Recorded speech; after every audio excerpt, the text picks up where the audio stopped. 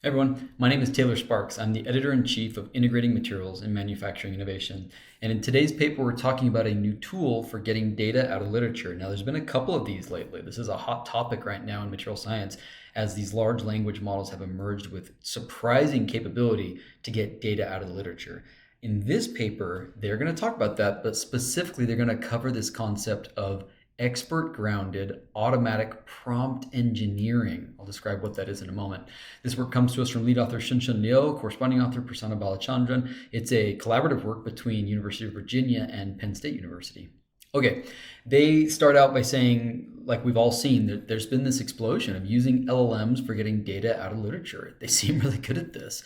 But they do point out that while they can have reasonable accuracy, the performance depends critically on the prompt quality, right? That's huge. And I've seen that in our own research published in IMMI.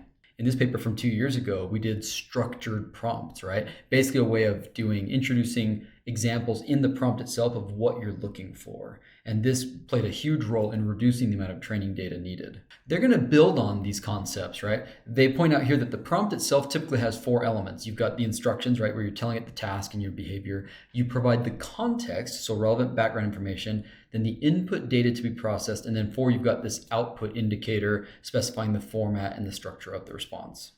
So what are they going to do? They're going to leverage that content in the prompt to figure out what should be the best thing to go into there. And it's pretty clever. It says here, we develop an expert grounded automatic prompt optimization framework for extracting experimentally measured room temperature lattice constant data from thousands of HEA publications. So they're going to focus specifically on one subgroup of material science, right? HEAs, and of that, just the lattice parameter. So it is a pretty narrow thing they're asking it to do. But what's clever here is this approach about the automatic prompt optimization.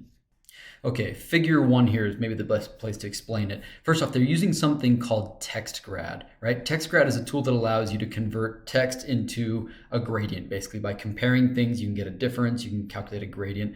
So it allows us to compare text and then through the language model actually figure out how to make slight changes to get it to match something using gradient descent. Cool approach. They're going to leverage that here. So the idea is they will do some manual annotation, right? They're going to take literature and they're going to come up with manually labeled data, okay? But then here's where it gets cool. They don't have to know the right prompt. Instead, they have in step 2 here, module 2, they've got this multimodal LLM, which is going to generate a prompt, okay? And then from that prompt, it's going to actually extract the data.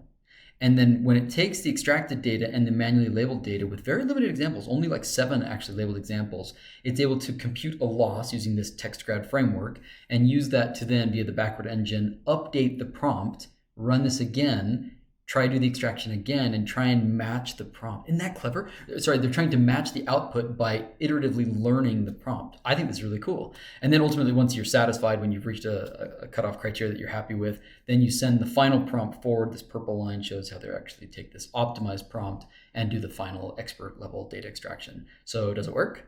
Yeah, it seems to work. If you check out table 1 here, they're showing the initial prompt on the left. You've got precision recall F1, and then the optimized prompt, precision recall F1. Check it out. The initial prompt has great precision, but its recall is awful, right? There's a bunch of things it should have captured that it's not grabbing.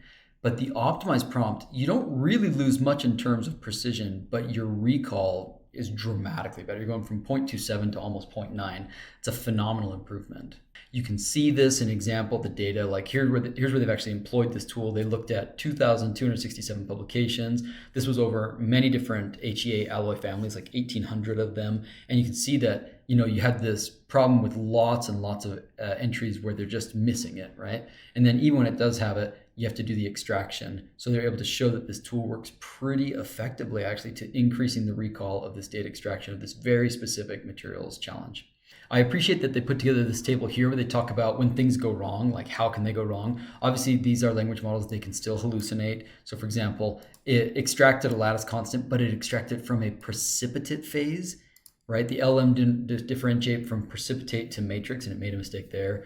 There will be semantic misinterpretation. This is interesting. It says the LLM incorrectly identified Berger's vector as a lattice constant, right? Because it's a small number in the units of angstroms, but it didn't realize that was a lattice parameter, so it made that mistake. There's format and unit conversion errors. Like, for example, it didn't know how to interpret angstrom symbol sometimes. So these are the types of errors they saw.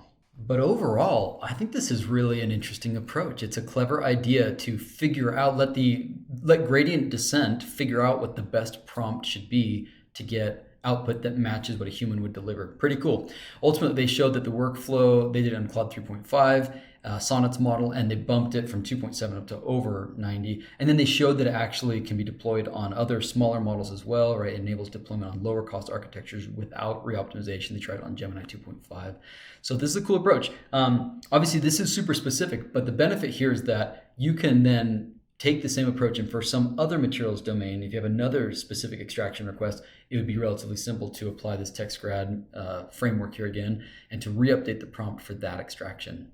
So I hope you'll read all about it in the latest issue of IMMI.